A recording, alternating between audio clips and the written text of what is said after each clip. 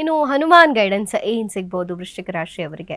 Hanuman guidance ಅಂತ ಬಂದಾಗ ಹನುಮಂತ ಏನು ಹೇಳ್ತಾನೆ ವೃಶ್ಚಿಕ ರಾಶಿಯವರಿಗೆ ಅಂತ ನೋಡುವ.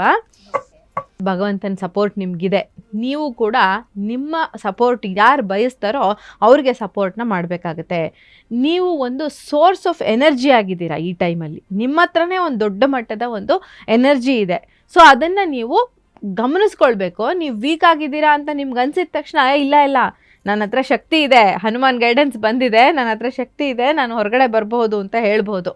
ಸೊ ಯಾವ ರೀತಿಯ ಶಕ್ತಿ ಇದೆ ಅಂತ ಹೇಳಿದ್ರೆ, ಶ್ರೀರಾಮನ ಸೇನೆಯಲ್ಲಿ ಯಾವ ರೀತಿ ಶಕ್ತಿ ಇತ್ತಲ್ಲ ಅಂಥ ಶಕ್ತಿ ಈ ಸಮಯದಲ್ಲಿ ನಿಮಗೆ ಇದೆ ಅಂತ ಹೇಳ್ಬಹುದು. ಸೊ ಇದು ಪೂರ್ತಿ ಪಾಸಿಟಿವ್ ಆದಂಥ ಒಂದು ಕಾರ್ಡ್. ಆದರೆ ರೆಮಿಡಿ ಅಂತ ಬಂದಾಗ ಮೆಡಿಟೇಷನ್ ಮಾಡಬೇಕು, ಯೋಗ ಮಾಡಬೇಕು, ಹಾಗೆಯೇ ಮೈಂಡ್ಫುಲ್ನೆಸ್. ನೀವು ಒಂದು ನಿಮ್ಮ ಮನಸ್ಸಿಗೆ ಸಂತೋಷ ಆಗೋ ರೀತಿ ಯಾವುದಾದ್ರೂ ಕೆಲಸಗಳನ್ನು ಮಾಡ್ತಾ ಹೋಗಬೇಕಾಗತ್ತೆ.